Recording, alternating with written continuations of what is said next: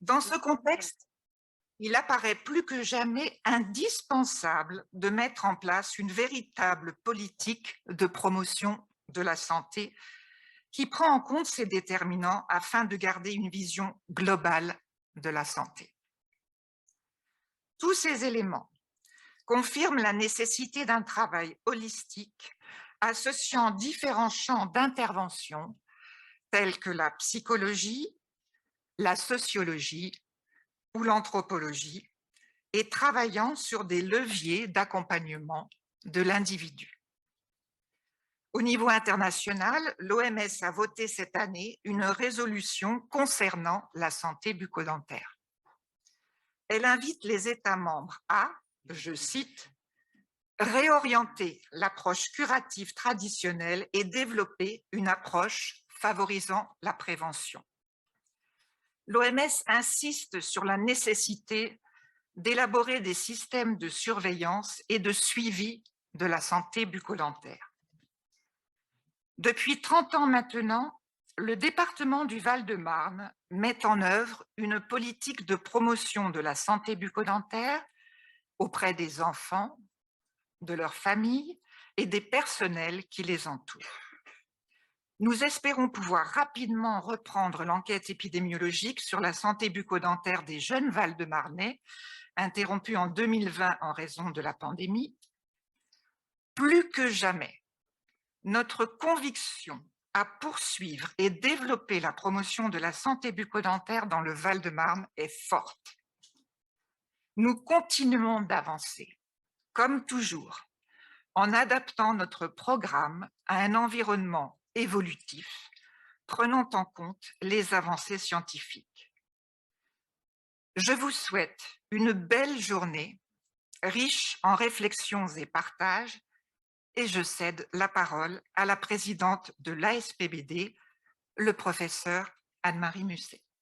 Merci beaucoup, Dr Carole Lévy, qui représente le service de promotion de la santé du Conseil départemental du Val-de-Marne. Bonjour à tous, chers collègues, chers amis. C'est avec plaisir que nous vous accueillons aujourd'hui, à la fois en présentiel et en visioconférence. Le plaisir de se retrouver est grand, après une année difficile. Cependant, jamais on n'a autant entendu parler de santé publique, et c'est pour nous le seul point positif dans cette épidémie.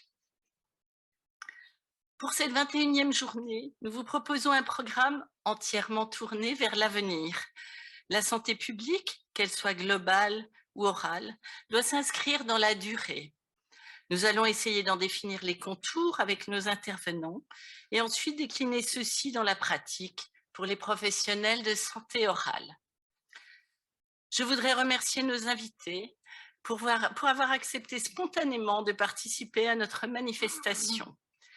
J'espère que nos échanges seront enrichissants et profitables et je vous souhaite à tous une très belle journée. Merci, professeur Anne-Marie Musset, chers collègues, chers amis. Bonjour, professeur Antoine Flavot, merci de co-présider cette journée avec moi-même. Donc, je tiens vraiment à remercier l'ensemble des acteurs de l'ASPBD pour nous avoir confié justement cette journée.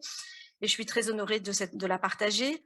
Et je voulais dire que depuis que nous organisons cette journée, maintenant il y a 21 ans, et on était là au tout début de cette organisation, nous avons abordé plusieurs thématiques autour de la santé orale, de la prévention à l'accès aux soins, de la recherche d'interventions en santé probantes. Et donc c'est tout naturel que nous avons opté cette année pour cette thématique sur cette journée aboutissement de nos réflexions sur l'évolution de la santé publique orale, et en particulier dans le contexte actuel de la pandémie. Je reprendrai simplement un éditorial de Jean-Claude Minot qui, d'un point de vue humoristique, a dit que la santé devient publique une épidémie politique dans le contexte actuel. Effectivement, aujourd'hui, la santé publique, c'est la conjonction de plusieurs éléments. La santé en savoir, la santé en société, la santé sous la responsabilité des pouvoirs publics, et on en a bien besoin effectivement en ce moment, et la santé visible et sonore, la santé dans la cité et la citoyenneté.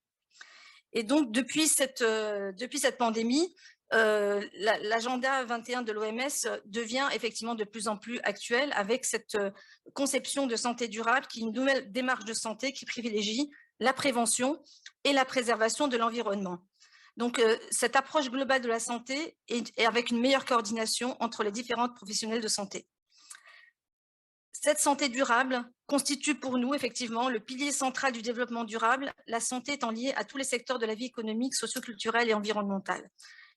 Et la prévention qui est pour nous centrale devient le principal moteur de la santé pour le XXIe siècle associé à la qualité des soins. Cette approche socio-environnementale cherche à agir sur les déterminants de santé afin de réduire les inégalités sociales de santé et rejoint justement les principes de la Charte d'Ottawa. Préserver l'environnement, connaître son terrain, l'intérêt de l'alimentation saine, de tous les comportements favorables à la santé. La santé orale, du coup, est au carrefour de ces problématiques de préservation de la santé et de promotion de la santé pour prévenir les maladies chroniques, avec une approche justement mutuelle des risques. L'accès à l'information, avec une meilleure littératie en santé, l'équité dans les soins, une pratique respectueuse de l'environnement. Cette journée reprend toutes ces thématiques grâce à la participation de nombreux intervenants, tous spécialistes dans ce domaine, et je tiens vraiment à les remercier. Et je vous souhaite une très belle journée d'échange autour de tous ces intervenants. Merci à vous et je rejoins la parole au professeur Antoine Flahault. Oui, merci, bonjour à tous. J'aurais beaucoup aimé, et je pensais d'ailleurs venir à Paris, vous rejoindre en présence. Malheureusement, je dois me rendre à Berlin tout à l'heure, donc je n'ai pas pu venir. Mais c'est avec beaucoup de plaisir et aussi pour moi un grand honneur de participer à vos journées, et puis aussi un grand honneur que vous m'ayez donné cette coprésidence. Je suis médecin, je ne suis pas pour ma part dentiste, mais je suis dans une faculté de médecine à l'Université de Genève, qui est une faculté mixte avec les médecins et les chirurgiens dentistes.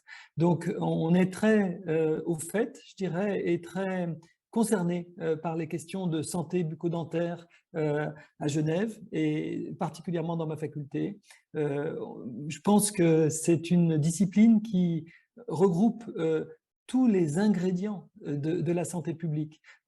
D'abord, bien entendu, la prévention bucco-dentaire a une énorme importance en termes de santé générale, de santé globale, puisque mon institut est un institut de santé globale.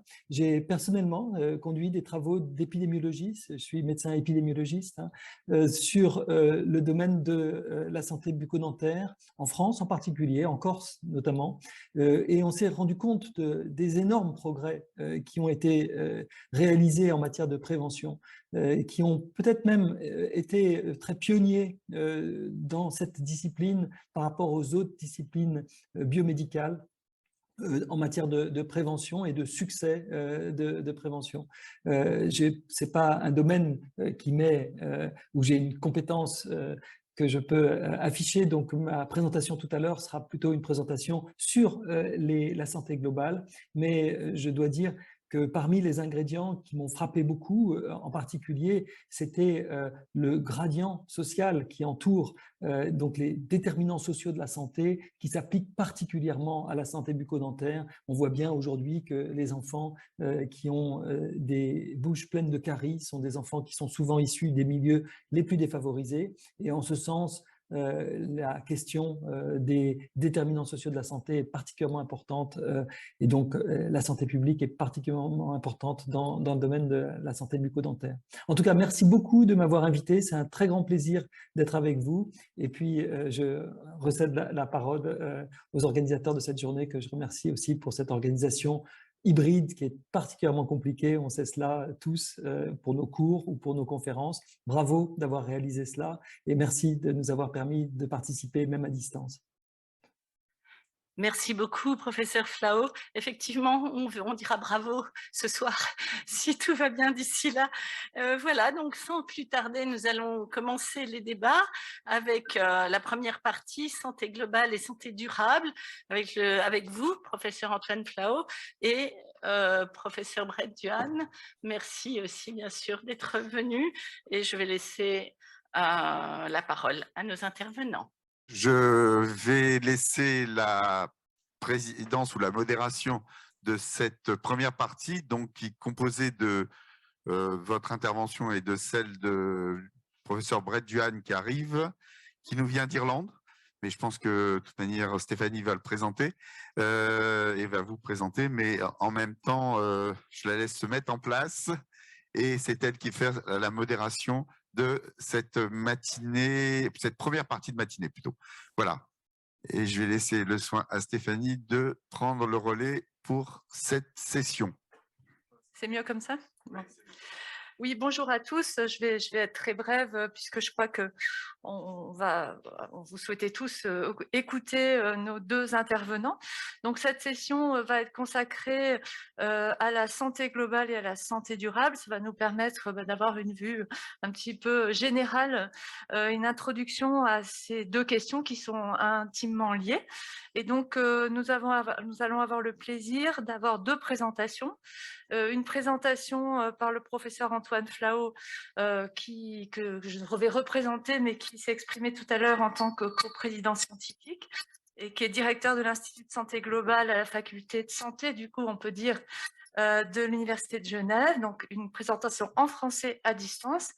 Et puis, nous aurons ensuite le professeur Brett Duhan qui va nous parler en anglais. Donc, je sais pas, vous avez pour ça pris votre casque de traduction, pour ceux qui en auraient besoin, qui va donc être en présentiel, lui, et qui est professeur en santé publique orale à la faculté dentaire de l'Université de Dublin. Et puis ensuite, on aura un temps de questions-réponses, si j'ai bien compris. Alors, on essaiera de manager au mieux les questions en français ou avec les réponses en anglais. Enfin, on verra tout à l'heure comment on s'organise. Et donc, Monsieur Flao, je vois que vous commencez à partager votre écran. C'est parfait. Nous vous écoutons. Merci beaucoup, Madame la Présidente. Merci encore de me laisser vous parler de santé globale et santé durable. J'ai un petit peu modifié ma présentation par rapport à mon résumé que je vous avais transmis en raison de l'agenda qui aujourd'hui est l'agenda de la COP, en particulier de la COP26, c'est-à-dire de cette réunion sur le changement climatique. Et donc, je pense que c'est peut-être l'occasion d'aborder cette question ensemble. Alors, je voudrais commencer justement parce qu'on s'intéresse aux aspects de santé globale, donc de santé mondiale. Je voudrais déjà montrer ce scandale, je l'ai appelé comme cela, des effets du changement climatique sur la santé. Pourquoi ce scandale? Parce qu'il y a une très grande inégalité entre les pays qui sont les émetteurs de gaz à effet de serre, les producteurs du changement climatique aujourd'hui et qui sont essentiellement les pays riches de la planète, les pays consommateurs d'énergie que sont bien sûr les pays d'Amérique du Nord, les États-Unis en particulier, nos pays d'Europe et aussi la Chine. Et puis, ceux qui en subissent les conséquences aujourd'hui ne sont pas les mêmes du tout. Ce sont essentiellement les pays d'Afrique subsaharienne et puis d'Asie du Sud-Est et d'Inde, un peu aussi d'Amérique latine, c'est-à-dire les pays les plus pauvres de la planète. En fait, il y a 20 ans déjà, l'OMS avait commencé à chiffrer, donc il ne s'agit pas de projection ou de modèles prédictifs dans le futur, il s'agit vraiment même d'observations qui commencent à s'ancrer, à s'enraciner et qui montrent qu'on meurt aujourd'hui du changement climatique, on meurt particulièrement dans les pays pauvres et c'est aussi une des raisons pour lesquelles les accords de Paris avaient souhaité qu'il y ait une forme de compensation des pays riches vers les pays pauvres et l'on sait que cette compensation tarde à se mettre en place, tarde à se réaliser. Donc ça, c'est un premier point. Le deuxième point, c'est qu'on a trop tendance à croire que les impacts sur la santé du changement climatique seraient uniquement les maladies transmissibles, en particulier les maladies à vecteurs, à moustiques. Certes, ils sont tout à fait concernés par le changement climatique et en particulier par le réchauffement climatique. Mais on voit bien aujourd'hui, l'actualité le montre, la guerre en Syrie a été, pour beaucoup d'experts, a pris ses racines pour beaucoup d'experts dans la terrible sécheresse et la terrible vague de chaleur qui, pendant des décennies et encore aujourd'hui, s'est abattue sur ces pays. On le sait aussi en Irak. Cela génère des déplacements de populations qui ne peuvent simplement plus vivre, plus travailler là où ils sont, qui ne peuvent plus faire pousser de récoltes et qui se retrouvent à lutter pour leur propre survie avec tous les moyens du bord et parfois tous les arguments pour lutter contre leurs voisins, lutter à l'intérieur même de leur pays. Ça génère des conflits civils. Les intempéries, comme les événements climatiques extrêmes, sont beaucoup plus difficiles à maîtriser et on a beaucoup plus de mal à s'adapter à des événements extrêmes qu'à s'adapter à une augmentation que j'appellerais graduelle, incrémentale de la température. Donc, c'est beaucoup plus inquiétant, tant en termes de risque de migration, mais aussi de maladies, de traumatismes liés à ces intempéries. La transmission des maladies infectieuses, j'en ai parlé. La canicule, on en reparlera, mais elle affecte nos propres pays, nos propres zones tempérées, on le sait bien, j'en reparlerai rapidement. La pollution de l'air est une sorte de produit dérivé des émissions de gaz à effet de serre, car ces émissions sont très souvent des émissions qui engendrent des particules fines dans l'atmosphère et qui ont des conséquences très importantes sur les maladies respiratoires et d'ailleurs aussi sur la Covid-19. On a pu le démontrer récemment. Les productions alimentaires sont souvent perturbées par la sécheresse, par la chaleur et peuvent entraîner des risques de malnutrition. Et les événements extrêmes, je viens d'en parler. Alors, la canicule, pour en reparler, on se souvient qu'en août 2003, l'Europe avait connu une vague de chaleur sans précédent et qui avait entraîné une très grande surmortalité des personnes très âgées. En France, 15 000 décès. C'est quelque chose, finalement, contre lequel on a su s'adapter. C'est bien un événement extrême, mais on voit bien que depuis août 2003, il y a eu d'autres canicules, pratiquement chaque été, sans que cela aient été des vagues de surmortalité que l'on a connues. Donc on est capable de s'adapter, on est capable au moins de réagir et d'éviter les conséquences de ce type d'événement lorsque l'on est prévenu, lorsque l'on est préparé.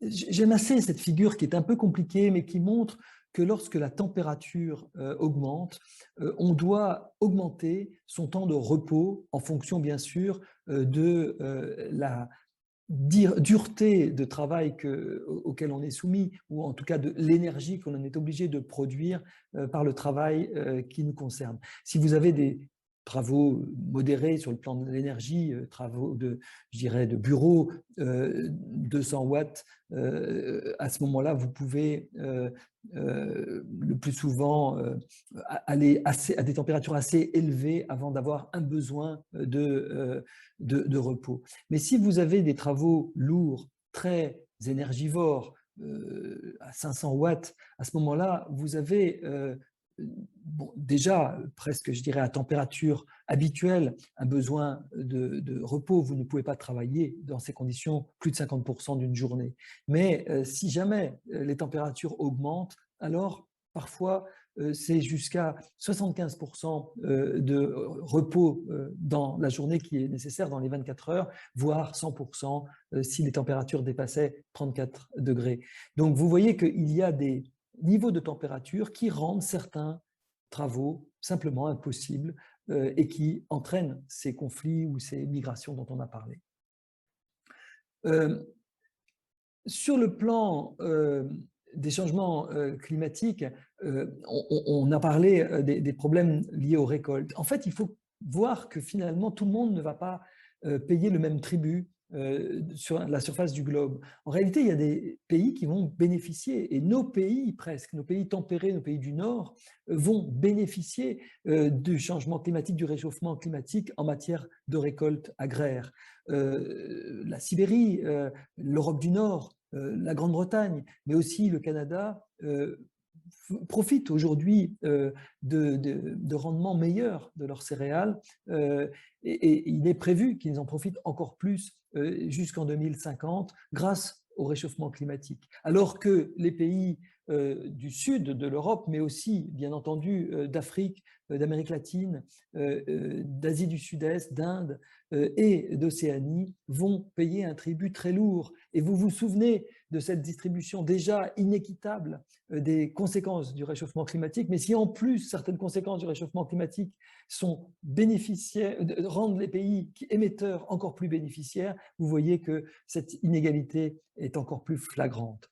Je ne parle pas des intempéries et des incendies, des sécheresses, des insectes invasifs, des maladies infectieuses qui peuvent bien sûr affecter toute la surface du globe. Les effets sur la malnutrition ont été modélisés ici dans le futur avec l'aide des modélisations du GIEC, donc de ce panel international et intergouvernemental d'experts qui nous donne des modélisations qui permettent en fonction des différents scénarios, de calculer les effets sur la santé. Eh bien, les effets sur la santé en Asie du Sud, en Afrique subsaharienne, sont dévastateurs en matière de malnutrition chez l'enfant. Donc, dans ces pays qui auront des récoltes encore plus pauvres que prévues, il risque d'y avoir entre 6 et 9 millions d'enfants qui vont souffrir de retard de croissance en raison du réchauffement climatique. Je voudrais donner quelques indications plus constructives, plus positives, car parfois c'est un peu déprimant d'entendre parler du réchauffement climatique. On est ici pour parler de santé globale et de santé durable. Donc comment rendre plus durable cette planète et notre santé sur cette planète? Et je trouve que le discours sur les co-bénéfices est intéressant. Les co-bénéfices, c'est de dire ce qui est bon pour notre santé est bon pour le climat. Si vous mangez moins de viande, il ne s'agit pas de rendre les gens véganes ou même végétariens, mais simplement de réduire la consommation de viande. On sait aujourd'hui que le secteur agroalimentaire représente 30 à 40% des émissions de gaz à effet de serre. C'est considérable. On est toujours focalisé sur l'industrie ou sur le transport aérien en particulier, mais qui finalement contribue peu. On fait peu de voyages aériens dans l'année. En revanche, on mange tous les jours. Donc le secteur agroalimentaire a une très grosse empreinte carbone. 80% des émissions de ce secteur sont concentrées dans la production animale. Donc si on réduit de 30% cette production animale, et notamment cette consommation de viande rouge en particulier, de viande bovine ou porcine, alors on a une très grande efficacité sur le changement climatique. Et en plus, on cumule cela d'effets très utiles sur la réduction des maladies cardiovasculaires, ce qui a été très bien observé et modélisé au Royaume-Uni. L'autre chose que je voulais dire, qui je trouve aussi est plutôt un signe d'encouragement, il faut voir notre consommation d'énergie comme une vraie addiction. Nous sommes vraiment en dépendance vis-à-vis de la consommation énergétique, exactement comme si c'était du tabac ou de l'alcool. Et donc, il ne faut peut-être pas se dire que nous allons être capables de nous serrer la ceinture au point de ne plus consommer de l'énergie, de ne plus nous chauffer l'hiver, de ne plus utiliser ce type de plateformes qui sont aussi consommatrices d'énergie, mais on sera bien obligé donc de continuer à consommer de l'énergie avec les 7 milliards d'habitants que nous sommes sur cette planète. Eh bien, toute l'énergie consommée dans le monde, si elle était capturée par uniquement de l'énergie solaire, ne prendrait que ce petit carré que vous voyez dans le désert algérien du Sahara, en fait, qui est inhabité pratiquement. En fait, finalement, on n'est pour l'instant pas capable de récolter autant d'énergie et de la distribuer partout dans le monde, bien entendu. Mais on peut voir à quel point nous avons une énergie infinie, renouvelable et non polluante qu'est l'énergie solaire et que nous ne savons pas encore bien la capter. Mais vous voyez que si on était capable de le faire, aujourd'hui les rendements sont de l'ordre de 30 ou 40% pour les panneaux solaires photovoltaïques. On pourrait satisfaire notre addiction à l'énergie tout en continuant à ne pas trop polluer le globe. Les maladies infectieuses, on a bien envie d'en parler en ce moment, bien entendu. On sait que le changement climatique agit à la fois sur les pathogènes, mais aussi sur la transmission et sur les modes de transmission, notamment les transmissions interhumaines, et puis également sur les interactions entre l'homme et l'animal et son environnement. On sait en particulier que dans les voies de transmission, les transmissions vectorielles et orofécales sont particulièrement concernées par le changement climatique. Les transmissions par voie aérosol, transmission par exemple du coronavirus, sont moins affectées par le changement climatique ou alors plus indirectement, comme les transmissions zoonotiques. Les transmissions orofécales, ce n'est pas si intuitif.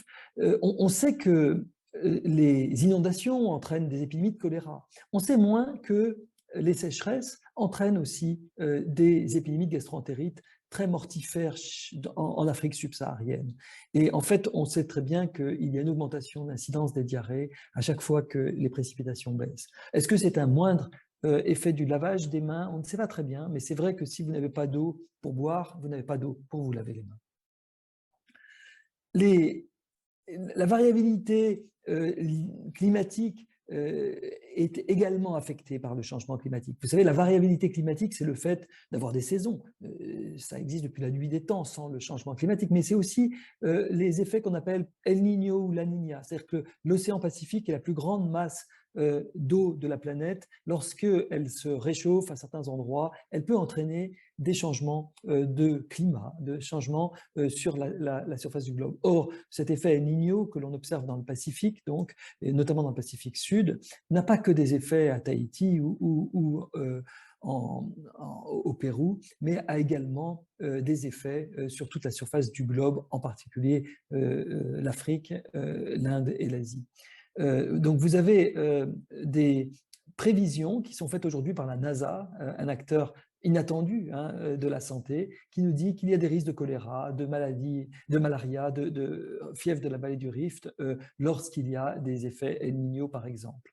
Or en fait, on a pu montrer aussi pour la grippe, on ne l'a pas encore montré pour la Covid, mais ce n'est pas totalement impossible, qu'il y a un vrai lien entre les phénomènes El Niño ou La Niña et les épidémies et la sévérité et la fréquence des épidémies de grippe.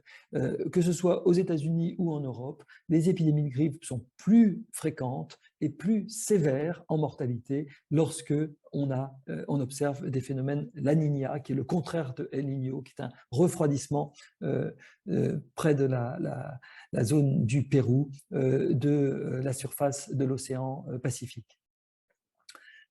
Cette augmentation a été... Alors, ce qui se passe en plus, c'est que ces phénomènes climatiques connus depuis la nuit des temps, que sont El Niño et La Niña, eh bien, augmentent à la fois en fréquence et en sévérité à cause du réchauffement climatique. Donc, le réchauffement climatique a aussi un impact sur cette variabilité climatique attendue. Bon, il y a beaucoup de controverses en matière de changement climatique, pas dû au climato-scepticisme, mais aussi dû au fait de données parfois un peu contradictoires. Et je vais en donner un exemple. Ici, vous avez le Zimbabwe, qui est un pays où il y a un relief, en particulier, donc un pays vraiment tropical, mais le relief a été utilisé très avantageusement par la population qui s'est regroupée plutôt sur les montagnes et les collines, les highlands. Ces zones un petit peu en altitude sont beaucoup moins propices, en tout cas étaient beaucoup moins propices jusqu'à l'an 2000 à la prolifération de l'anophèle, qui est le moustique vecteur du paludisme. Eh bien, ce que l'on montre et ce que les simulations peuvent montrer, c'est que malheureusement, il n'y aura plus en Afrique ces zones d'altitude privilégiées pour lesquelles on ne peut se débarrasser du moustique. Et donc, on peut prédire une augmentation très forte de ces maladies vectorielles et de la malaria. Là où je parlais de controverse, c'est qu'en fait, la malaria en Afrique et bien sûr aussi au Zimbabwe décroît et décroît très fortement. Donc les gens disent mais c'est n'importe quoi, vos modèles ne prédisent rien du tout puisque vous voyez que la malaria s'effondre. En réalité, la malaria s'effondre grâce aux efforts de santé globale, aux efforts contre le paludisme qui ont été déployés depuis maintenant des décennies, notamment par le Fonds mondial contre le paludisme, mais aussi bien sûr contre le sida et la tuberculose, et qui concentrent l'aide au développement pour essayer de réduire la mortalité par paludisme. Et c'est ces efforts qui aujourd'hui pourraient se voir menacés par le changement climatique. Donc il ne faut pas voir ces controverses comme des contradictions, à mon avis, c'est plutôt comme des menaces qui pourraient, enfin en tout cas comme des risques qui pourraient venir menacer les efforts globaux. Voilà, je n'ai presque terminé pour vous dire que bien sûr, le climat est un facteur parmi d'autres dans le domaine des maladies émergentes. Il y a beaucoup d'autres phénomènes sociopolitiques. On l'a bien vu, les tensions entre la Chine et les États-Unis n'ont rien fait pour améliorer la gestion de la pandémie. Lorsqu'il n'y a pas une gestion multilatérale, globale, on a des inégalités en termes aussi de distribution des vaccins. Il y a des facteurs génétiques, les mutations, des variants, des germes sont parfois extrêmement problématiques. Des facteurs physiques et environnementaux, j'ai parlé des problèmes de pollution, des problèmes d'environnement et également de pollution de l'air. Et puis, il y a des facteurs écologiques, la déforestation, le fait d'avoir des animaux sauvages dans les marchés chinois vivants, enfin des animaux vivants dans ces marchés. Tout cela peut contribuer à l'émergence de nouveaux virus ou de nouveaux variants. Il ne suffit pas d'avoir seulement le microbe et l'homme, évidemment, il faut l'un et l'autre. Voilà, donc ma dernière diapositive est la situation hier de la Covid dans le monde prédite par nos modèles qui montrent que l'Europe est rouge, si je puis dire, dans le sens où l'épidémie s'aggrave en ce moment en Europe. Une 5e vague est clairement en train de déferler en Europe centrale et en Europe de l'Est. Elle rejoint maintenant beaucoup de pays d'Europe de l'Ouest, en particulier les Pays-Bas, la Belgique, l'Autriche, l'Allemagne, le Royaume-Uni, le Danemark. Ces pays, je pense, malheureusement, vont finir par aussi faire venir cette vague en France, en Espagne, en Italie, qui pour l'instant résiste un petit peu, mais on voit déjà les premiers signes de rebond épidémique. La situation est plus calme dans d'autres pays du monde. Elle est aussi beaucoup moins bien connue en Afrique où les données sont très, très disparates et beaucoup de zones restent des zones grises. En tout cas, je vous remercie beaucoup de votre attention et je cède la parole.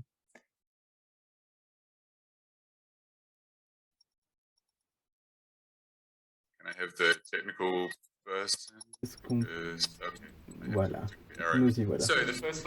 Donc, première diapositive. Ici, vous voyez donc un graphique assez complexe et j'ai essayé donc d'entourer en jaune la partie qui nous intéresse.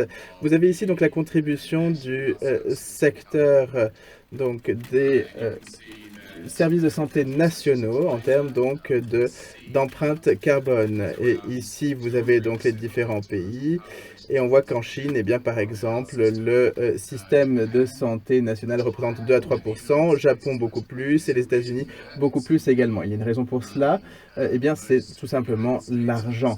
Les États-Unis, et je m'excuse si effectivement il y a des collègues américains, le système américain est assez peu efficace. Il y a énormément donc de services privés et donc ce qui fait qu'on a une empreinte carbone qui est extrêmement élevée.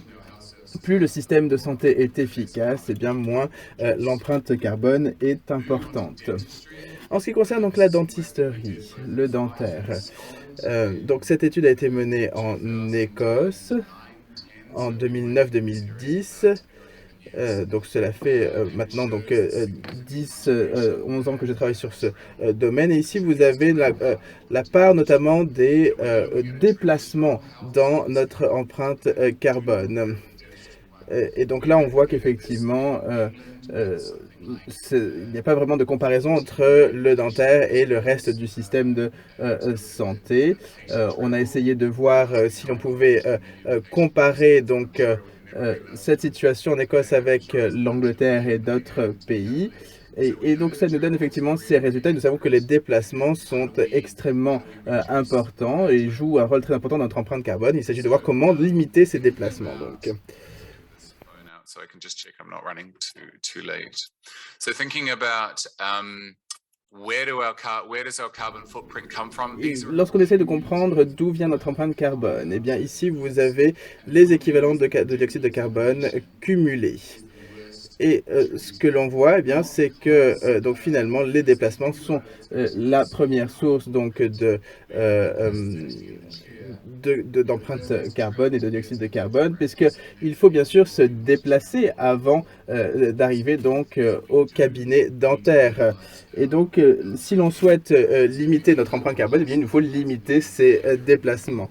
Les lignes directrices donc dentaires du Royaume-Uni, qui datent de 2005, elles sont un petit peu datées, nous disent qu'il nous faut donc évaluer les risques associés donc à nos patients, que les patients doivent revenir soit tous les 3 mois, 6 mois, 10 mois, 24 mois, mais qu'il faut essayer donc de limiter les déplacements de nos patients. Donc vous avez ici donc on voit qu'effectivement là où le traitement qui nécessite donc le plus de visites de rappel, eh bien, ce sont les traitements en acrylique. Et donc, c'est là-dessus que l'empreinte carbone est la plus forte. Donc, il s'agit de voir comment est-ce qu'on peut limiter les déplacements.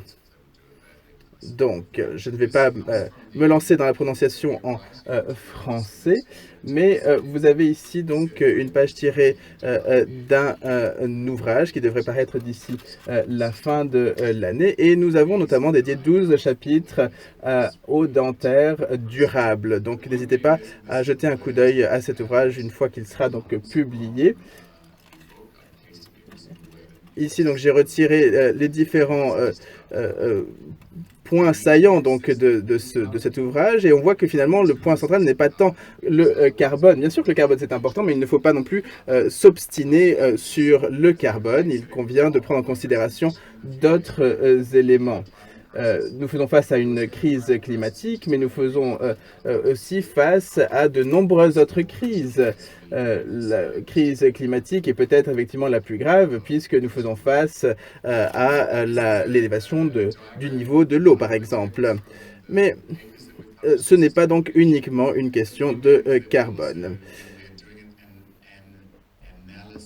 Donc, lorsque l'on mène une analyse de l'impact donc du secteur dentaire, eh bien, on essaye aussi de voir comment est-ce que les terres sont utilisées, comment est-ce que les ressources hydriques sont utilisées, quels sont les impacts cancérigènes, notamment sur nos activités, etc., etc. Donc finalement, le réchauffement climatique n'est qu'un élément d'une analyse plus globale que nous passons en revue.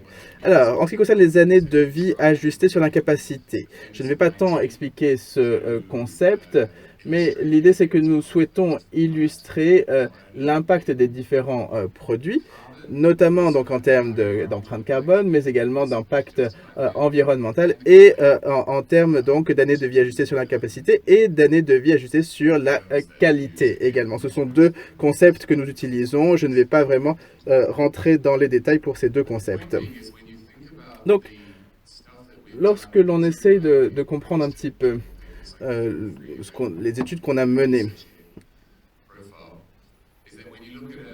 lorsque vous regardez donc les pratiques actuelles, les brosses à dents notamment que l'on utilise aujourd'hui, c'est un petit peu étrange effectivement donc d'aborder la question des brosses à dents dans cette crise climatique, mais on voit qu'il y a des milliards de brosses à dents qui sont utilisées chaque année. Donc si on pouvait apporter quelques modifications ici et là, eh bien cela pourrait avoir un impact majeur sur l'environnement. Tout d'abord, pourquoi est-ce que l'on utilise du plastique?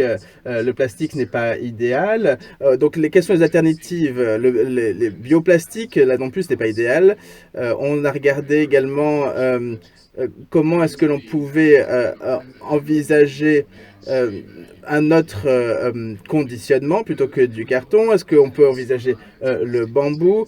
Et est-ce que l'on pouvait aussi donc réduire les conditionnements et ne pas notamment utiliser de plastique et voir si cela fonctionne? Est-ce qu'on peut aussi apporter donc de meilleures batteries?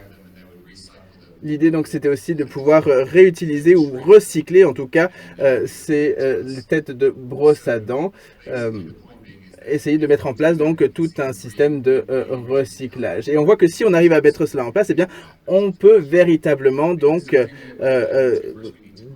réduire notre empreinte carbone. Et beaucoup plus, effectivement, si on a un système de recyclage que si on passe eh bien, à des brosses à dents en bambou. Puisque, bien évidemment, les bambous, il y a toute la partie culture qui, là aussi, est associée à une empreinte carbone relativement élevée.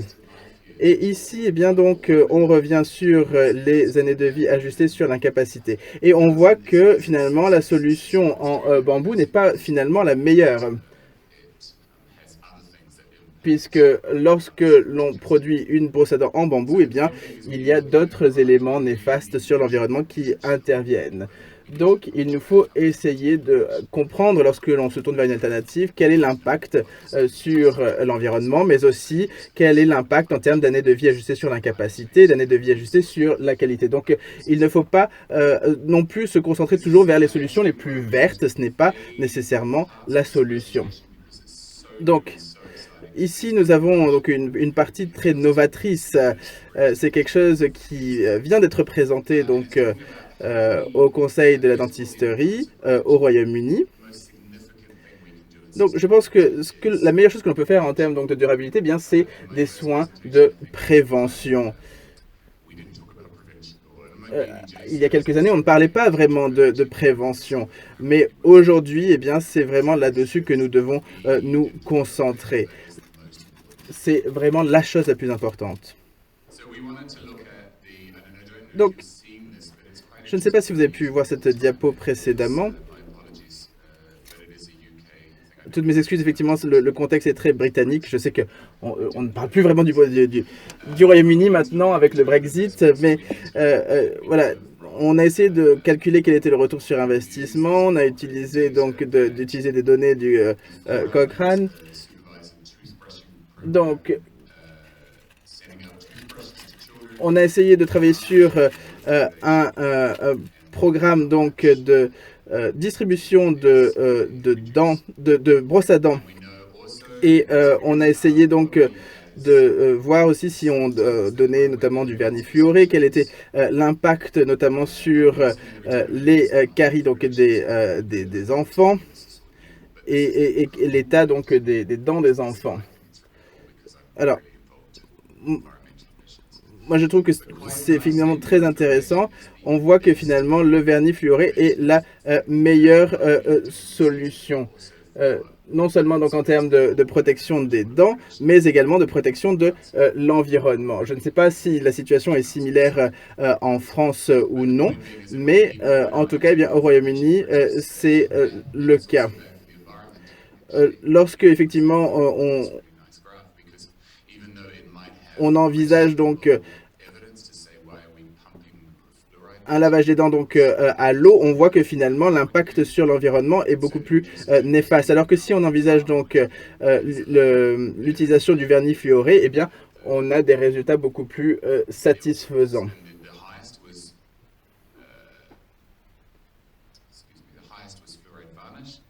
Donc les meilleurs résultats ont été obtenus avec le vernis fluoré.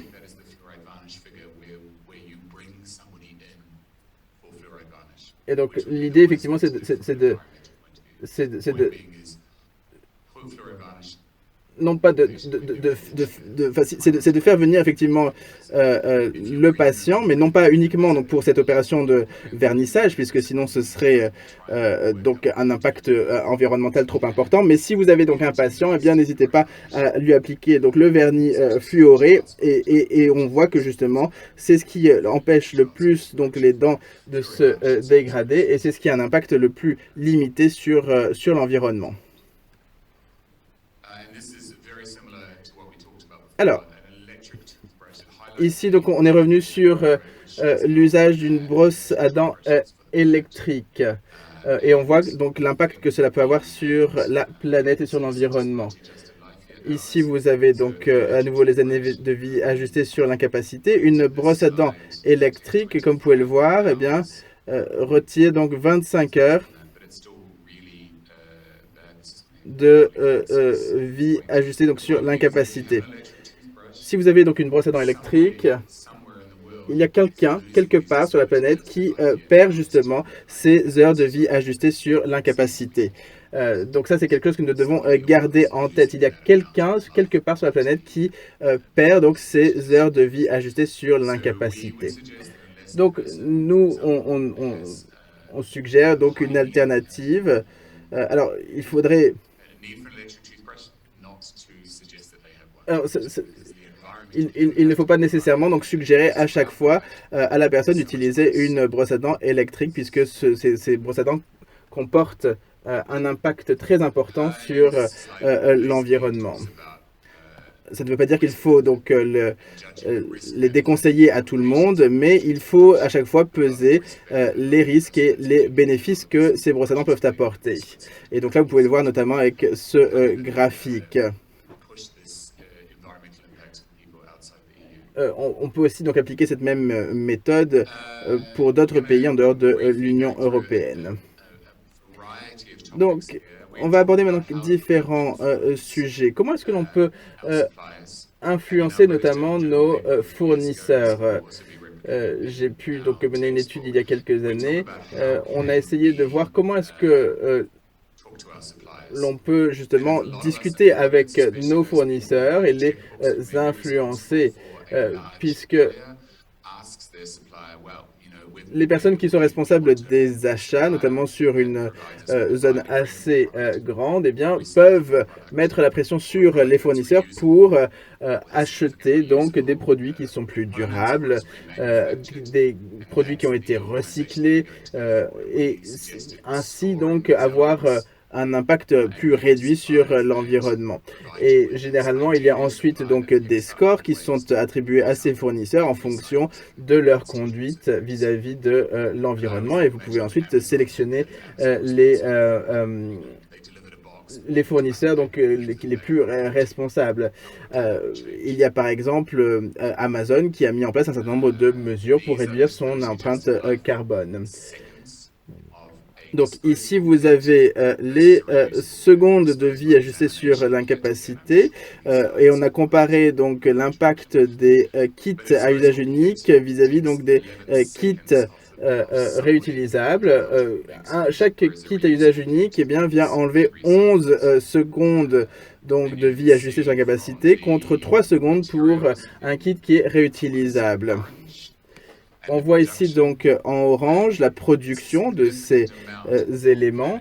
Eh bien, on voit que cela prend une part assez conséquente des ressources naturelles de notre planète à chaque fois que l'on vient produire quelque chose à usage unique, que ce soit donc nos kits à usage unique ou bien une fourchette chez Starbucks ou autre. À chaque fois, eh bien, cela vient retirer des secondes de vie ajustées sur l'incapacité. À chaque fois, eh bien, il vaut mieux favoriser des éléments qui puissent être réutilisables plutôt que du jetable.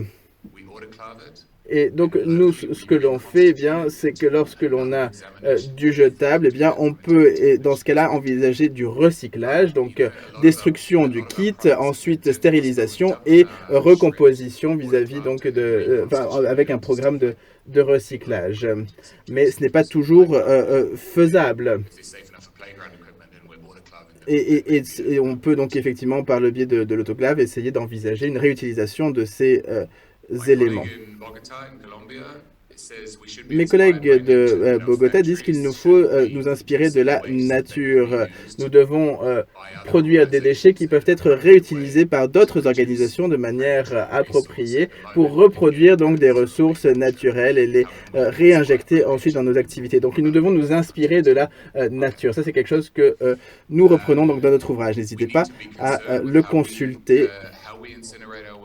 Donc, si l'on revient sur la manière dont nous incinérons nos déchets, beaucoup de nos déchets aujourd'hui sont incinérés. Pourquoi donc l'incinération? Eh bien, cela peut produire de l'énergie. Tout le monde nous dit que l'incinération ne pose aucun problème, mais ce n'est pas le cas. C'est une incinération qui peut être néfaste à la fois pour la planète et pour l'homme. Et donc, nous devons faire en sorte que, à chaque fois, nos déchets soient bien triés. Et c'est vraiment ce tri sélective des déchets qui nous permettra de réduire de manière significative notre empreinte carbone. Par ailleurs, il est important donc de pouvoir, comme je l'ai dit, mesurer à la fois les risques vis-à-vis des bénéfices qu'une solution peut apporter aux patients. Et il faut prendre en considération les émissions qui sont rejetées dans l'atmosphère lorsque l'on prend en considération les risques. À chaque fois, effectivement, on me dit « Ah, je ne sais pas si on peut vraiment utiliser des lingettes réutilisables ». Eh bien, il faut savoir que ces lingettes ont un impact très fort sur l'environnement. Donc, ces lingettes qui sont très épaisses et qui sont généralement donc dans des emballages très épais en plastique. Et donc là aussi, ça demande, en termes de production, une empreinte carbone très forte. Et donc, c'est quelque chose que nous devons prendre en considération. Ça, c'est quelque chose que vous allez retrouver donc dans l'ouvrage qui paraîtra prochainement. Mais il y a énormément donc de composants chimiques aussi dans ces objets et qui ont un impact très néfaste sur l'environnement. Et donc, il faut essayer à chaque fois de réduire à la fois le conditionnement, l'emballage, la bouteille et essayer donc de trouver d'autres solutions. Alors que si vous avez donc des lingettes réutilisables, non, pardon. Donc c'est effectivement les lingettes donc à usage unique qui sont néfastes et il nous faut essayer plutôt de nous tourner vers des lingettes réutilisables. Ici, vous avez donc une étude qui a été menée par mon collègue Annette Dugal ainsi que le collègue de Denise. Et l'idée donc étant de voir comment est-ce que l'on peut mieux gérer nos déchets. Et ce de manière durable. Et cela demande bien sûr donc une certaine sensibilisation des équipes. Il faut aussi comprendre quels sont les coûts associés à l'énergie que nous utilisons, notamment l'électricité. Pour générer cette électricité, eh bien, il y a un coût énergétique associé. Lorsque l'on produit de l'énergie verte, il faut savoir que il y a un coût associé malgré tout à cette production.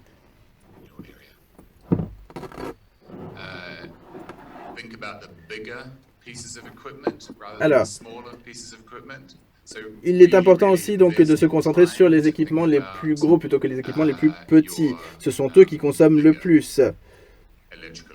Donc, concentrez-vous sur les équipements électriques donc les plus imposants, que ce soit l'autoclave, que ce soit l'air conditionné ou autre, le désinfecteur, puisque, oui, bien sûr, les petits équipements, vous allez toujours les utiliser, mais ce ne sont pas eux qui ont l'empreinte carbone la plus importante.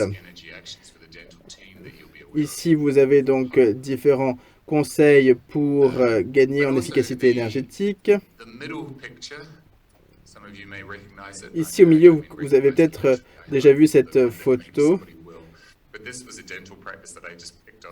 Il s'agit effectivement donc d'un cabinet dentaire que j'ai pu retrouver sur Internet. Et on voit que c'est peut-être le pire cabinet dentaire que l'on puisse imaginer, puisque si vous êtes dans une zone qui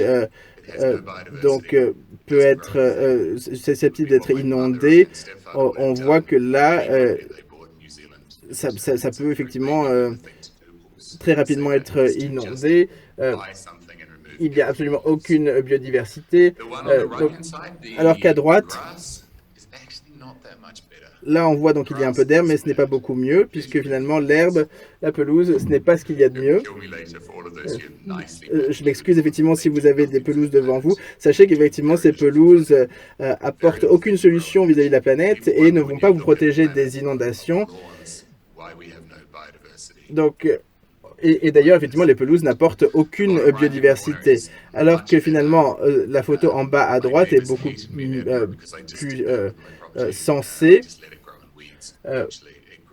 l'idée, effectivement, c'est d'avoir une certaine biodiversité donc, qui pousse devant son cabinet et c'est de laisser les plantes donc, pousser. Et donc, ça, effectivement, donc c'est moi j'ai pu voir que donc, mes enfants ont récemment déménagé et ils avaient donc devant eux une petite prairie où il y avait donc de la biodiversité, tout avait poussé un petit peu sans dessus-dessous et puis je me suis rendu compte qu'ils avaient tout rasé finalement, tout ratiboisé alors que non, vraiment c'est absolument pas ce qu'il faut faire, surtout si on veut se protéger donc des inondations. Donc ça c'est quelque chose que vous pouvez envisager devant votre cabinet dentaire si jamais vous avez un petit peu d'espace vert devant votre cabinet. Mais là aussi, c'est quelque chose que l'on peut prendre en considération. Et imaginez effectivement si chaque cabinet dentaire mettait ces petites mesures en place, l'impact que cela pourrait avoir sur l'environnement. Ici, vous avez donc quelques études menées par mes collègues. On a essayé donc de voir à quel point les personnes étaient prêtes à payer plus pour un produit différent, donc qui soit meilleur pour l'environnement. Donc moi personnellement, effectivement, je ne paierai pas 5,79 € en plus pour avoir une brosse à dents en bambou, mais il semblerait effectivement que d'autres personnes soient prêtes à le faire. Et en tout cas, effectivement, à se tourner vers des produits peut-être plus chers, mais meilleurs pour l'environnement. Donc, il y a plusieurs choses que nous devons prendre en considération. Bien sûr, le carbone, mais il y a aussi les particules fines qui se rassemblent donc pour créer ce qu'on appelle le smog, ce fameux nuage de pollution. Et donc, il faut aussi se concentrer sur ces particules fines, puisque justement, eh bien, à cause de ces particules fines, on peut perdre jusqu'à 3 années donc, de vie ajustée sur la capacité à cause donc, de ces nuages de pollution.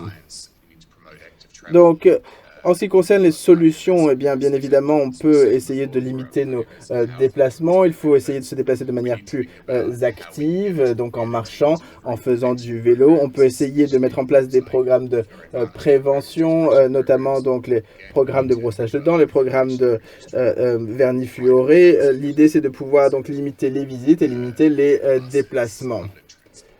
Et lorsqu'il y a des déplacements, eh bien, essayer de promouvoir les transports en commun plutôt que les transports individuels. Il nous faut aussi réfléchir à la manière dont nous proposons nos services et l'emplacement de nos services. Et peut-être qu'effectivement, la voiture électrique n'est pas non plus la meilleure solution. Nous avons donc rédigé cette étude pendant la pandémie donc, de la COVID. Nous avons travaillé avec d'autres collègues internationaux qui ont souhaité donc publier sur ce sujet. L'idée,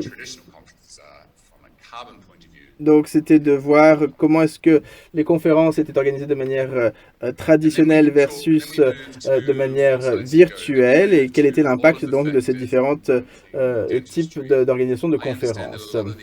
Alors, en ce qui concerne donc les différents facteurs externes qui ont un impact sur le dérèglement climatique, bien sûr que beaucoup de ces facteurs, nous n'avons pas forcément la main dessus.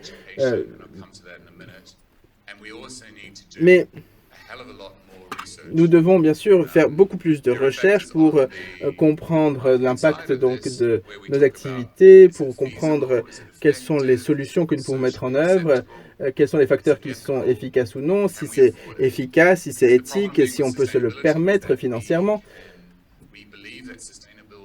Nous pensons effectivement que les coûts vis-à-vis de la durabilité sur le long terme sont finalement beaucoup moins coûteux que la manière dont nous agissons actuellement, mais qui est responsable et qui doit financer tous ces efforts? C'est bien là la question. Donc, il y a encore des études à mener sur ces différents points. Mais l'idée, c'est que peut-être qu'on devrait subventionner donc, ces nouvelles solutions pour qu'ensuite, eh bien, nous ayons une réduction majeure de notre impact sur l'environnement.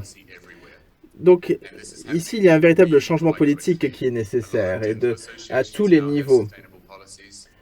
il nous faut mettre en place donc des politiques durables. J'espère que vous-même, vous avez une politique donc de développement durable à l'échelle donc de votre structure.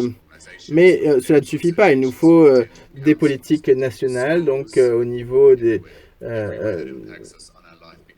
conseils, au niveau donc des ordres. Nous devons donc avoir le développement de politiques de développement durable à l'échelle nationale et internationale. C'est la seule manière où l'on pourra vraiment progresser sur ces différentes questions. Nous avons besoin de cet appui politique pour soutenir donc nos pratiques au quotidien. Il nous faut aussi de la recherche, il nous faut mener des études notamment donc pédagogiques. Il nous faut étudier le cycle également de vie, que ce soit effectivement nous en tant que donc parodontistes, et nous devons comprendre à quels risques environnementaux nous sommes confrontés. Et pour cela, eh bien, il nous faut mener des études. Et par ailleurs, il nous faut faire en sorte que les structures donc, de recherche, qui donc notamment accordent des bourses de recherche, puissent apporter ce type d'aide. Jusqu'à présent, effectivement, il n'y avait pas du tout ce type de structure, ce type de financement, et donc il nous faut plus de financement pour pouvoir mener nos recherches. Et ça passe bien sûr par les structures donc, de recherche.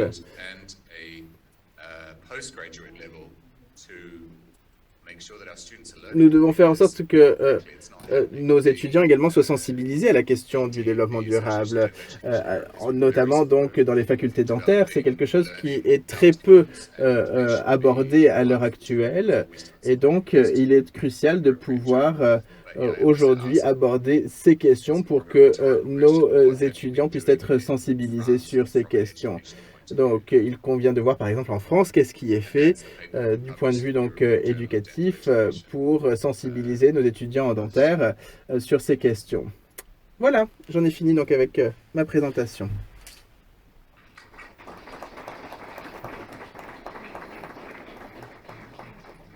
Alors, merci beaucoup, Brett, et puis merci beaucoup, Monsieur Flao, tout à l'heure pour vos présentations qui étaient vraiment très riches, qui nous ont permis à la fois d'appréhender les conséquences en termes de santé de l'évolution liée notamment au changement climatique, et puis de voir dans le domaine de la dentisterie quelles étaient finalement les pistes d'action pour avoir une pratique professionnelle durable, qui soit compatible à la fois avec la promotion de la santé et la santé orale, et puis avec les enjeux du développement durable pour le futur.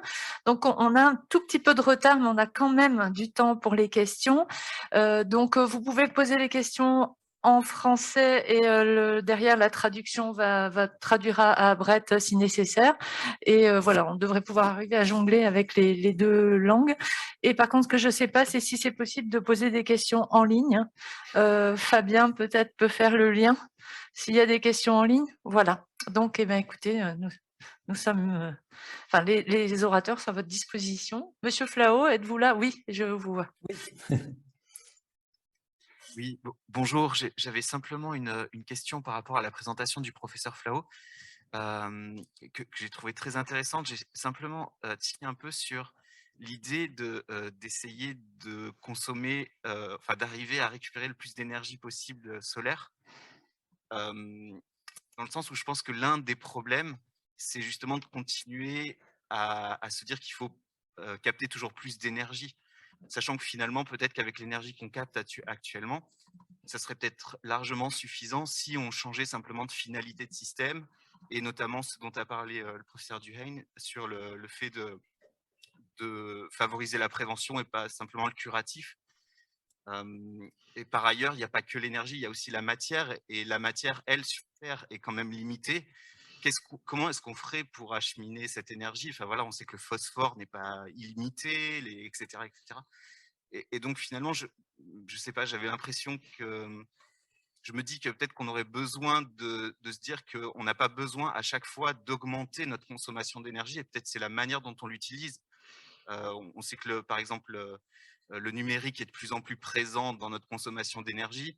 qu'est-ce qu'on fait de ce numérique? Est-ce qu'on sait, en fait, on sait très bien que l'immense majorité de la consommation d'énergie du numérique, c'est pour regarder des vidéos de chats sur Internet ou des vidéos HD et pas pour diffuser de l'information intéressante pour la qualité de vie des individus et tout ça.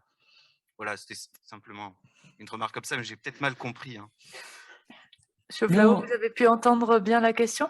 Oui, très très bien. Je vous remercie de cette question et de ce commentaire. Je pense que vous avez raison. Vous savez, j'ai parlé d'une addiction. Je crois qu'il faut considérer qu'on est des populations, des sociétés qui sont en forte dépendance vis-à-vis de la consommation énergétique. Et qu'est-ce que l'on fait?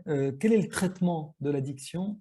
Ça n'est pas l'abstinence. Enfin, on voit bien que l'abstinence ne fonctionne pas dans le traitement de l'addiction. Donc, il faut être pragmatique, c'est-à-dire que les traitements qui fonctionnent le mieux aujourd'hui sur les addictions, que ce soit des drogues illicites ou des addictions au tabac ou à l'alcool, c'est la réduction de risque. C'est-à-dire qu'on essaye de dire aux gens, consommez moins. Donc oui, quelque part, je vous rejoins, mais il faut être pragmatique. Je ne suis pas sûr qu'on puisse mener tous les combats en même temps.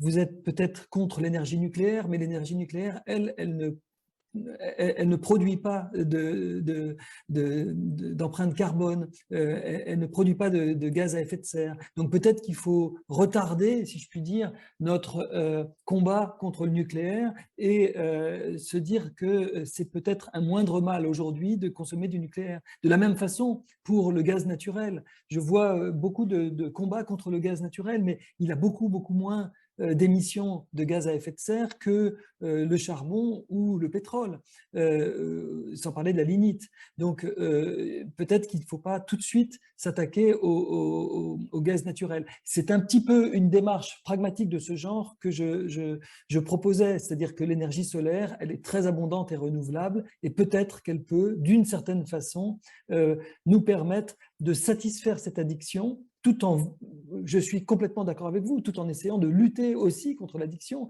Le mieux, c'est quand même que les gens s'arrêtent de fumer. Le mieux, c'est que nous nous arrêtions de fumer dans l'atmosphère.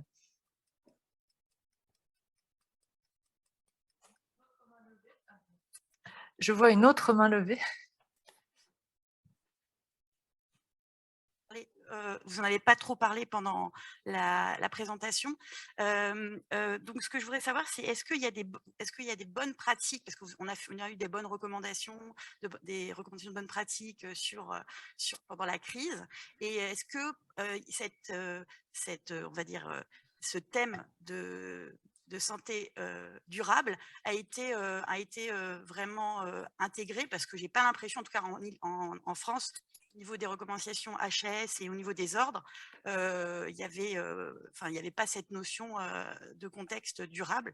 Et je voulais savoir si, par exemple, en Angleterre, sur les recommandations de bonnes pratiques pandémiques, ça avait été pris en compte, et au niveau de la COP26. Je vais profiter pour poser une autre question, parce que je veux le micro. En vous écoutant tous les deux, je me suis posé la question, est-ce que nous sommes au stade où déjà il y a une certaine forme irréversible d'évolution qui fait que nous devons changer notre forme de prise en compte de la santé publique et des formes de soins, que ce soit en médecine en général ou en dentaire en particulier, ou bien éventuellement infléchissement après la COP26 de la situation climatique nous permettrait de penser que finalement, on peut garder la même forme de pratique de soins et d'approche de la santé. En clair, sommes-nous dans une situation où nous avons déjà dépassé le cap et il nous faut nous-mêmes, praticiens soignants et non soignants d'ailleurs, nous mettre dans une situation qu'il faut changer notre approche de la santé pour une santé plus durable, ou bien il faut au contraire espérer encore qu'on puisse faire évoluer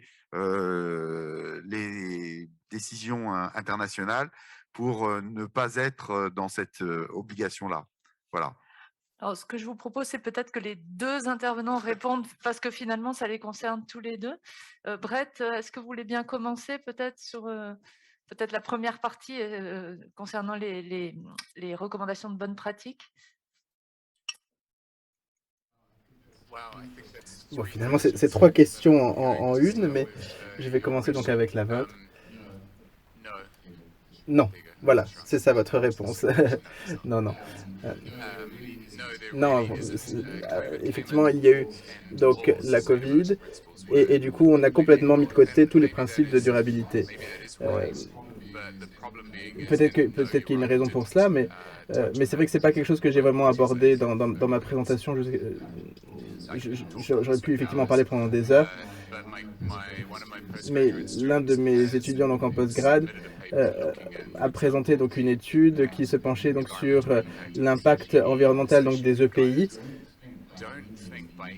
et il ne faut pas penser que le Royaume-Uni s'en sorte mieux que la France ou que l'Irlande, puisque moi je travaille effectivement en Irlande, même si je travaille beaucoup avec l'Angleterre. On n'a pas vraiment été de bons élèves sur ce point. Et donc, je pense que il faut vraiment donc dynamiser tout ce système de santé. Il faut reprendre de zéro pour que vraiment nous puissions mettre en place un système plus durable et repenser les parcours de santé et de soins pour intégrer justement cette notion de durabilité. Bien sûr qu'il y a des principes de durabilité, mais malheureusement donc il n'y a pas vraiment donc d'objectif zéro carbone. Et en tout cas, le dentaire a été complètement exclu de toute stratégie de développement durable. Jusqu'à présent, on s'est toujours concentré sur les systèmes de santé, les hôpitaux, etc. Mais on a complètement oublié le dentaire, par exemple, ainsi que d'autres secteurs plus parallèles. Donc non, malheureusement, il n'y a pas de ligne directrice très claire. Deuxième question, je ne sais pas s'il était adressé à moi ou non, ou au professeur donc Flao. Est-ce que vous voulez commencer peut-être? Allez-y, continuez. Je vous en prie. La deuxième question, donc c'était est-ce que finalement nous avons atteint un point de non-retour? Alors, je pense que oui, le dérèglement climatique n'est pas réversible. Ce n'est pas tant une question de quand, mais une question de si. Mais il s'agit ici donc de voir comment est-ce que nous souhaitons nous positionner. Est-ce que dans le secteur de santé, c'est irréversible? Je pense que eh bien, nous n'apportons pas suffisamment de changements, en tout cas pas suffisamment rapidement. Alors, moi, je suis relativement enthousiaste parce que il nous faut un véritable changement de mentalité avant que de véritables changements puissent se produire. Et on commence à voir qu'à l'échelle internationale, il y a effectivement un certain éveil international. Il y a justement cet appétit pour le développement durable, mais malheureusement, ça va prendre beaucoup trop de temps. J'ai l'impression parfois que et c'est vrai aussi dans le secteur de la santé, j'ai l'impression que parfois il nous faut un dictateur qui vienne imposer justement les décisions bénéfiques à tous, parce que malheureusement, voilà, je pense que les décisions vont être prises en 2025, 2027, 2030 et ce sera trop tard. Et ce qui me fait peur, effectivement, c'est cette question donc de réversibilité. Est-ce que c'est réversible ou non? Je pense que nous devons vraiment indiquer que la situation actuelle n'est pas acceptable, qu'il faut travailler notamment sur les questions donc de décontamination, pour désinfecter les équipements, puisque on ne peut plus accepter d'utiliser des équipements à usage unique. On va peut-être avoir votre point de vue, Monsieur Flao. Voir si Alors, oui, votre conclusion. Merci. En tout cas, pour la première question, je voudrais juste citer un tweet hier soir de José Luis Jiménez, qui est le pape je dirais, des aérosols, de l'ingénierie des aérosols aux États-Unis, et qui disait « J'ai été agréablement surpris, en Suisse on dirait déçu en bien, en allant chez mon dentiste hier, de voir qu'il utilisait un purificateur d'air à filtre low cost qui s'appellent les Corsi-Rosenthal, les filtres Corsi-Rosenthal. C'était une bonne prise en compte de la transmission par aérosol et c'était une façon je dirais, de gérer le risque par des appareils peu énergivores et avec faible empreinte carbone. Donc ça, c'est la première chose. La deuxième chose que je voulais dire pour la deuxième question, est-ce irréversible ou pas? Oui, d'une certaine façon, je pense que ça l'est. Je pense que ce n'est pas la première fois non plus que la planète se réchauffe. On a vécu avec des changements climatiques dans l'humanité au cours de l'histoire. Le Groenland, vous savez que ça veut dire le pays vert, c'était donc bien un pays beaucoup plus chaud qu'il n'est aujourd'hui. Donc, lorsqu'il s'est refroidi, il a entraîné des migrations vers les pays plus habitables parce que le Groenland n'était plus vert. Et donc, ce que je voudrais dire, c'est qu'on croit trop que c'est l'affaire de nos responsables politiques, que c'est l'affaire de des politiques, oui, et des dirigeants que de mener le combat contre le changement climatique. Or, en fait, c'est vraiment l'affaire de tous les jours. Je parlais de la viande rouge, qu'il faut consommer moins.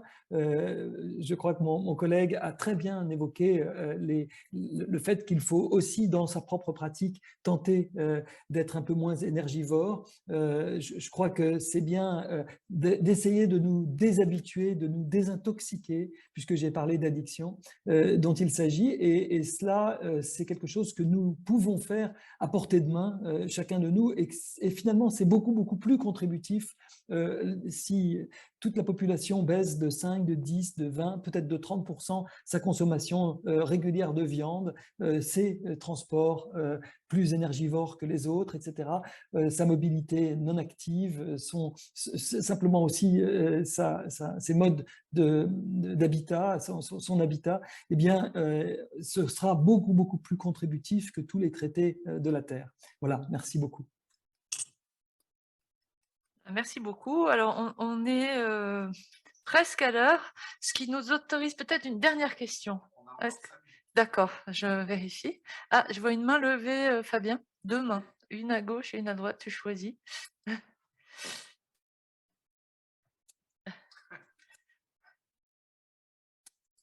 Alors, des questions courtes. Ah, finalement, on repart de l'autre côté, non?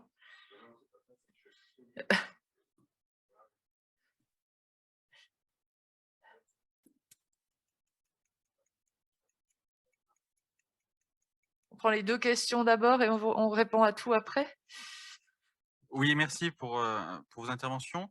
On assiste à une numérisation de la chirurgie dentaire à presque tous les niveaux, sous pression de l'industrie d'une part et favorisée par la politique de santé d'autre part. On peut penser à l'empreinte numérique, tout ce qui est les outils de rendez-vous en ligne, toute la fabrication mondialisée, des aligneurs aux États-Unis, de la prothèse en Chine, tout le système d'intelligence artificielle et la mise en place de capteurs. Est-ce que pour vous, c'est soutenable et quel est le rapport bénéfice-risque entre les avantages immédiats que ces outils vont mettre en place et les conséquences sur la santé générale? Merci. D'accord. La deuxième de l'autre côté.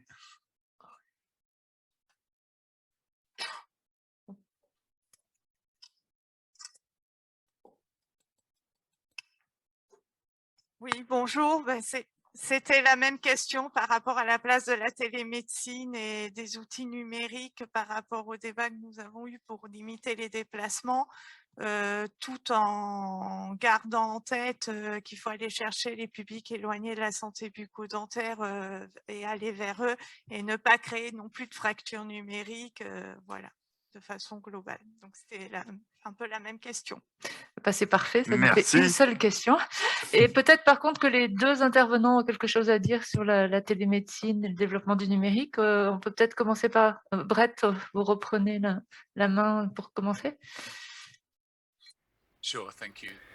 Oui, bien sûr, oui, c'est une question intéressante. Je dois en fait pousser plus loin les analyses sur les conséquences sur l'environnement. Vous savez, on sait tous que le Haïti est vraiment très énergivore, mais ils sont en train d'essayer d'utiliser plus d'énergie renouvelable, d'électricité, d'énergie solaire, d'énergie éolienne.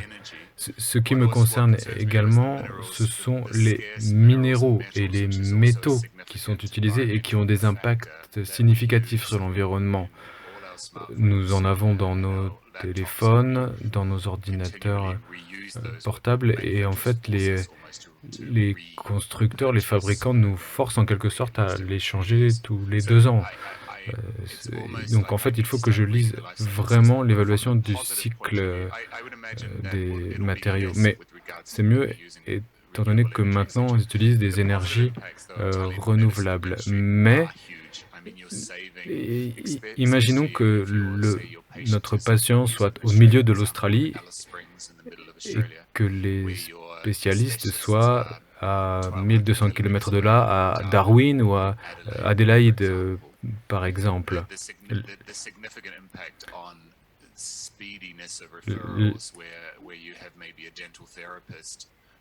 L'impact sur la façon d'aller voir un dentiste ou un thérapeute ou un chirurgien dentiste qui sera loin, qui est loin. On a énormément de documentation, de livres qui concernent la télémédecine, la télédentisterie. Donc là, oui, ça réduit de manière très significative les voyages des patients et donc leur quota carbone. Merci beaucoup. Alors, je ne sais pas, Monsieur Flao, si vous avez à peu près la même vision.